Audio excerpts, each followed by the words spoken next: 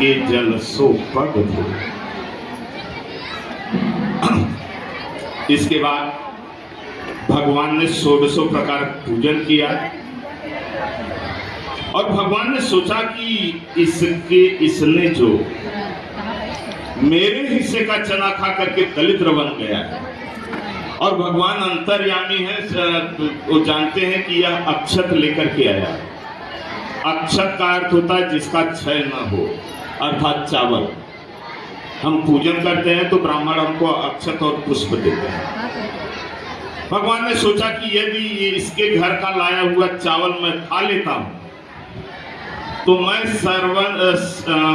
सब में समान रूप से परमात्मा हूं मैं, और आत्मा के रूप में सबके हृदय में बैठा हूं। ये मैं संतुष्ट हो गया तो सारा संसार संतुष्ट हो जाएगा।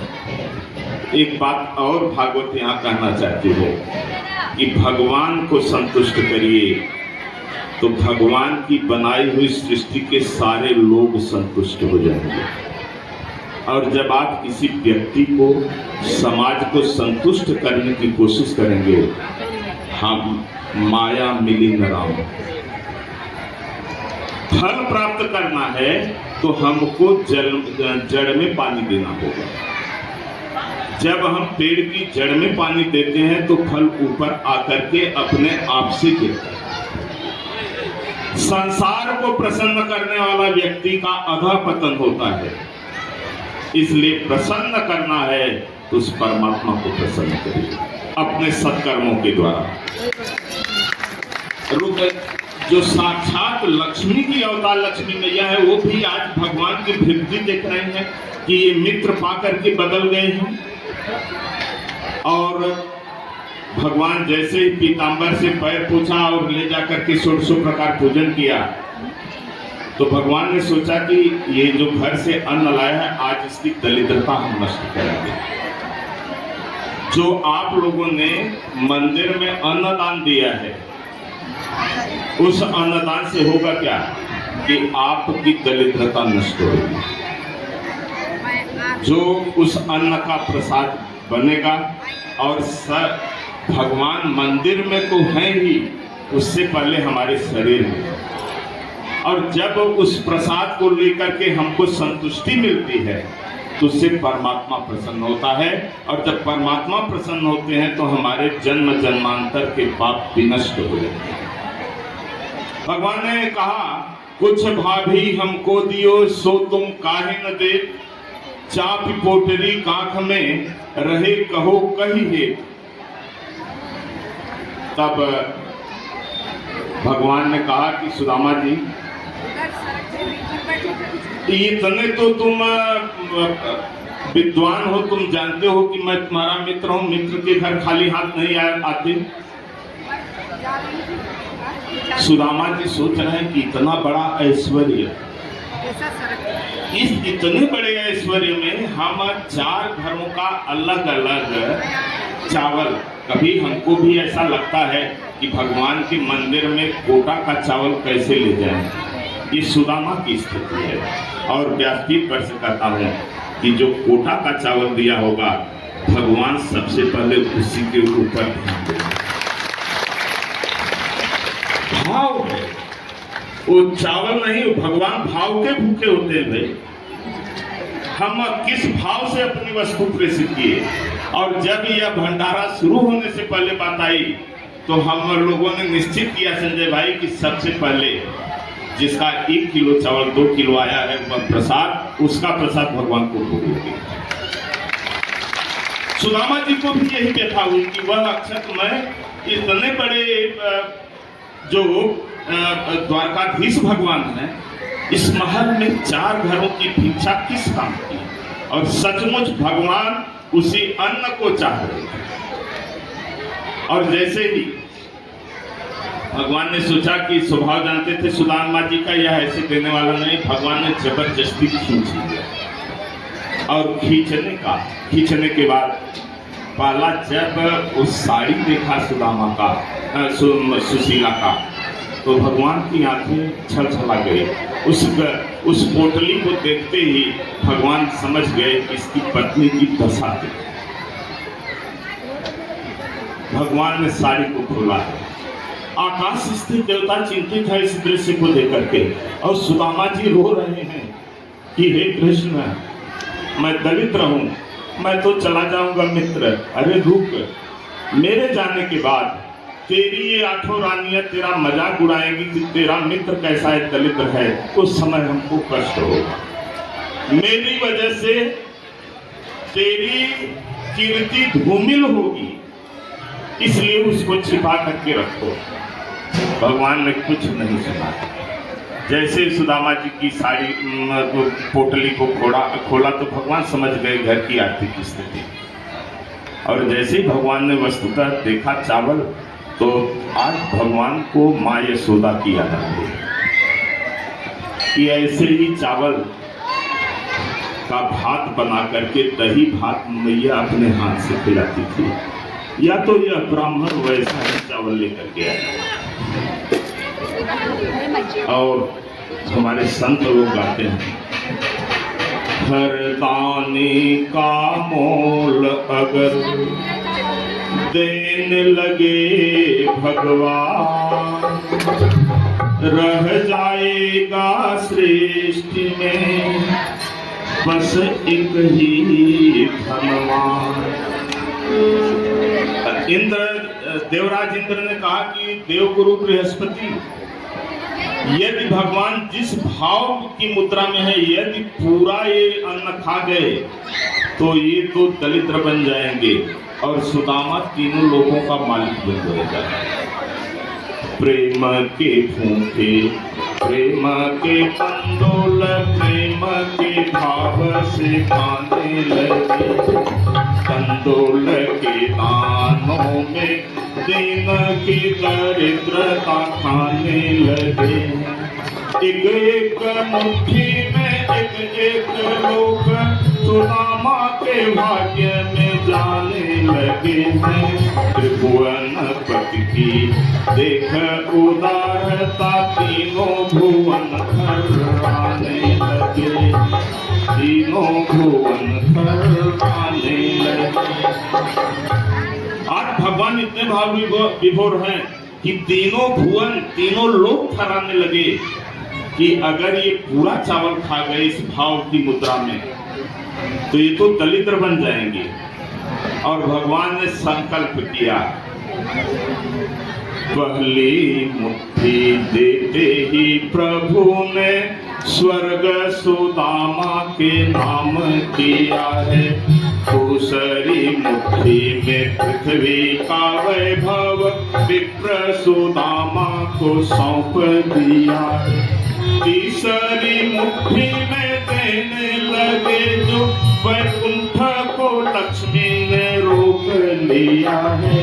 अपना निवास भी दान में दे रहा, कैसा दानी मेरा पिया है। अपना निवास भी दान में दे रहा, कैसा दानी मेरा पिया है। तुरंत लक्ष्मी जी ने रोक लिया। अरे क्या कर रहे हैं? देवगुरु बृहस्पति ने कहा कि मैया लक्ष्मी ये कुछ करो, नहीं तो ये दलिद्र बन जाएंगे और सुदामा तीनों लोगों का मालिक बन जाएगा। और जैसे ही दूसरी मुट्ठी को भगवान ने प्राशन किया, तीसरी मुट्ठी के बाद लक्ष्मी जी ने हाथ पकड़ा, छोड़ो लक्ष्मी, रुक्मिणी तुम भूल गई, इन्हीं ब्राह्मणों के कारण तुम आज द्वारकाधीश की पत्नी, और यदि ये ब्राह्मण न होते तो आज तू शिशुपाल के साथ मदिरा पान हुआ करता था, तुम उसके साथ ब्याह गई हो। यही ब्राह्मण तेरा पत्र ला करके मेरे साथ तुमको इन ब्राह्मणों की कृपा मांग, और इस ब्राह्मण को तीनों लोगों का वैभव मैं देना चाहता हूँ, तुम रोक रही हो। तो घर की लक्ष्मी बुद्धिमान और चालाक होती है। भगवान से कहा कि प्रभु आप तो कहते हैं कि प्रसाद बांट करके खाना चाहिए, और आप प्रसाद अकेले खाए जा रहे हैं। तो भगवान रुक गए, सच कहती हो लक्ष्मी, मैं भूल ही गया। और तब लक्ष्मी मैया ने एक मुट्ठी बचा करके पहले 8 पटरानियों को दिया, समस्त देवताओं को दिया, वह चूंकि भगवान का भाव रूपी प्रसाद। और इसके बाद भगवान ने देखा अब 2 मुट्ठी अक्षत खाने के बाद सुदामा की दरिद्रता समाप्त हो गई। इसलिए अन्नदान महादान। जैसे ही भगवान ने दरिद्रता समाप्त किया, भगवान द्वारकाधीश ने भगवान ने पूछा सुदामा जी से कि परिवार में कैसा चल रहा है, तो उन्होंने कहा बहुत अच्छा चल रहा है। तो सुदामा जी ने अपने घर की दरिद्रता नहीं बताया, तो भगवान ने भी अपना ऐश्वर्य नहीं बताया। सुदामा जी से भगवान ने पूछा कि बच्चे ठीक हैं? हाँ, आपकी कृपा से सब ठीक है। लेकिन दलित जब जो पाप था, दूसरे का अन्न खाया था, सुदामा जी ने उस पाप का प्रक्षालन हुआ, तो जहां पाप की कमी होती है वहीं लक्ष्मी जी का प्रादुर्भाव होता है। तुरंत विश्वकर्मा जी को बुलाया भगवान ने। विश्वकर्मा जी से कहा कि विश्वकर्मा, तुम सुदामपुरी में जाकर के मेरे जैसा महल है वैसा ही सुदामा जी का भी महल बनाओ। विश्वकर्मा जी ने कहा कि ठीक है प्रभु, जो आपकी आज्ञा। विश्वकर्मा जी गए और पहली बार जब सुशीला ने विश्वकर्मा भगवान को देखा तो भाव विभोर हो गई। तो उन्होंने कहा कि मुस्कुराते हुए विश्वकर्मा जी ने कि माँ सुशीला, तू धन्य है, जो अक्षत तुमने भेजा था उस अक्षत को भगवान ने प्रसन्न किया और उसके पुण्य स्वरूप द्वारकाधीश भगवान ने कहा है कि अपने जैसा महल बनाने के लिए। सुशीला ने कहा, हे विश्वकर्मा जी, द्वारकाधीश भगवान से कहिए कि वह मेरा अन्न नहीं था, मेरे पड़ोसियों का अन्न था। और यदि विश्वकर्मा जी पहले मेरे पड़ोसियों का यदि द्वारकाधीश के जैसा महल बने, उसके बाद मेरा महल बने। विश्वकर्मा जी ने भगवान से पूछा, भगवान ने कहा, हे सुशीला, तू धन्य है, तू सचमुच सुदामा की पत्नी होने लायक है। भगवान ने कहा, जैसा सुदामा करती है विश्वकर्मा वैसा ही करो। पूरे गांव का महल द्वारकाधीश की महल के जैसा बन गया। और जब विश्वकर्मा जी ने कहा सुशीला से कि आप महल में प्रवेश करें, महल में हम सब आपको समझा देते हैं कैसे रहना है, किधर क्या है। रोते हुए सुशीला ने कहा कि मैं जिस पति की पत्नी हूं, पति ने विवाह करके मेरा हाथ पकड़ करके उस झोपड़ी में लाए थे विश्वकर्मा जी, मैं झोपड़ी में रही। इस महल में मैं बिना अपने पति के नहीं रह सकती, क्षमा करिएगा। भगवान सब देख रहे थे और तब भगवान ये सोच रहे थे, और महल तो बन गया। जब सुशीला महल में प्रवेश नहीं किया तो पूरे गांव के लोग महल के बाहर बैठे थे। भगवान ने देखा कि पूरे गांव के लोग जब बैठे हैं तो भगवान चाहते थे कि सुदामा जी जल्दी से चले जाएं। और सुदामा जी ने, जो भगवान ने अपना पीताम्बर दिया था, ऐसा पीताम्बर पहन करके बैठे थे। तो सुदामा जी सोच रहे हैं कि चलो कम से कम अपने पत्नी सुशीला से बताऊंगा और गांव वालों से बताऊंगा कि देखो यह जो पीताम्बर है यह भगवान का दिया हुआ है, द्वारकाधीश का दिया है। और भगवान चूंकि समदृष्टा वो देखते हैं कि किसका सुख और दुख किसमें निहित है, इसलिए भगवान की बनाई हुई सृष्टि में अपना जो दिमाग लगाता है वो दुखी रहता है। परमात्मा जो भी दुख देता है, दुख यदि देता है तो प्रभु का प्रसाद है, सुख यदि मिलता है तो शुभ आशीर्वाद है, दोनों में अंतर न समझेंगे। भगवान ने कहा कि सुदामा जी ने सोचा कि अब मैं चलने का प्रस्ताव रखूं, तो ये बोलेगा कि 2-4 दिन और रुको। और जैसे ही सुदामा जी ने कहा कि मित्र, बहुत सम्मान किया, बहुत मैं कृतज्ञ हूँ, इसलिए मैं सोच रहा हूँ कि कल चला जाऊँ सुबह में। तो भगवान ने कहा ठीक है, कल सुबह में आप चले जाइएगा और दोबारा आते समय भाभी और बच्चों को लेकर के आइएगा। यह निश्चित हो गया कि सुदामा यू कैन गो, तुम चले जाओ। और सुबह हुई तो संत लोग कहते हैं कि धोती फटी सिलटी दुपट्टी भगवान ला करके सुदामा जी को दे दिया कि अपना कपड़ा पहनो। इसका अर्थ है कि पीताम्बर यहीं रखे। वही वस्त्र पहनाया और सुदामा जी पीताम्बर रख करके चले गए। रास्ते में सोचते हैं कि क्या बताऊं, अगर इतना वैभव था इसके पास, लाखों लाखों पीताम्बर इसके महल में पड़े हैं, एक पीताम्बर भी हमको नहीं दिया। फिर सोचते हैं कि कृष्ण तू समझ रहा है कि ये संपत्ति दे देगा तो मैं तेरी भक्ति करना भूल जाऊंगा, इसलिए तू धन्य है। यही संकल्प विकल्प सोचते सोचते जैसे अपने महल के पास पहुंचते हैं तो देखा सुशीला। तो तुरंत जब पत्नी बच्चों को देखा तो सुदामा जी उन्होंने कहा कि कोई राजा हम लोगों की झोपड़ी तोड़ करके महल बना दिया है क्या? सुशीला ने कहा कि आपको नहीं पता, विश्वकर्मा जी आए थे, इसलिए जो आपने अक्षत भगवान को खिलाया उससे आपका सारा पाप नष्ट हुआ। और विश्वकर्मा जी आकर के बताए कि द्वारकाधीश ने अपने जैसा महल आपके लिए बनवाने का प्रयास किया, लेकिन मैंने कहा कि वह पहले मेरे पड़ोसियों का बनना चाहिए। अब सुदामा जी ने सोचा कि हे कृष्ण, मैं कितना पापी हूं, पूरे रास्ते भर एक पीताम्बर के लिए कि मैं गांव वालों को दिखाऊंगा, पत्नी बच्चों को दिखाऊंगा कि यह द्वारकाधीश का पीताम्बर है, तुमने अपने जैसा महल दे दिया और मैं ऐसा पापी जीव कि एक पीताम्बर के लिए पूरे रास्ते भर कोसता रहा, मैं पापी। और इतना भाव विभोर हो गए। उन्होंने कहा कि देखो सुशीला, तुमको इस महल में रहना हो तो रहो, मैं इस महल में रहने लगूंगा तो मैं अपने इष्ट देव द्वारकाधीश को भूल जाऊंगा। इसलिए सुदामा जी पुनः जंगल की तरफ बढ़े हैं तो पीछे पत्नी बच्चे, और जब पत्नी बच्चे जाने लगे तो पूरा गांव सुदामा जी के पीछे पीछे चलने लगा।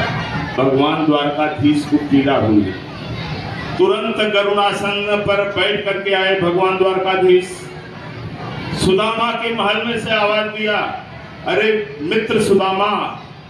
अब जब चीर परिचित आवाज आई तो सुदामा जी ने पीछे घूम करके देखा तो द्वारकाधीश भगवान मुस्कुराते हुए खड़े थे। मित्र इधर आओ।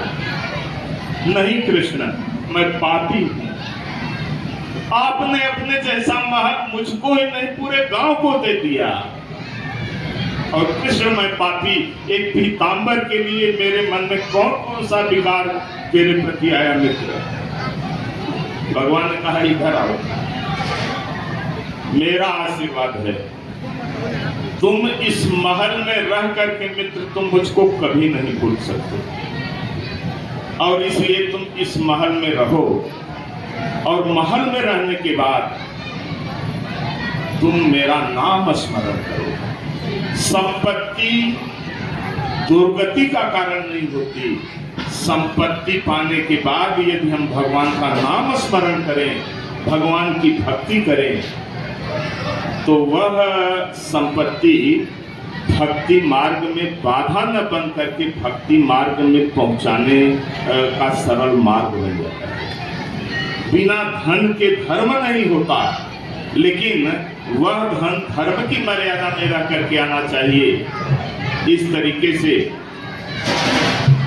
जो श्रीमद् भागवत के 10वें स्कंध की कथा थी उसको आज विराम देते हैं।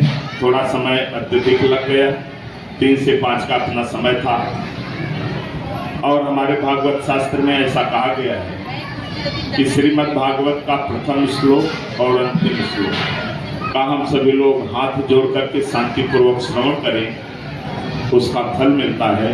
हम पहले और अंतिम श्लोक को बोलते हैं और इसी के साथ बाड़ी को विराम देंगे। महाराज जी जो यज्ञकर्ता ब्राह्मण हैं वो लोग अग्नि प्रज्वलित करेंगे और बहुत शांतिपूर्वक सभी लोग 5-5 आहुति देंगे, और बीच बीच में संजय भाई का भजन भी गुनगुनाते रहेंगे। और उधर हवन भी चलता रहेगा। और इस आज हवन के बाद आरती होगी, इसलिए केवल जो यज्ञ करने वाले लोग रहेंगे, आहुति देने वाले लोग, वो जा करके आहुति देंगे और पुनः शांति से आकर के यहाँ बैठ जाएंगे। आरती के बाद आज महाप्रसाद, फिर प्रसाद लेकर के घर जाएंगे। बोलिए वृंदावन बिहारी लाल की।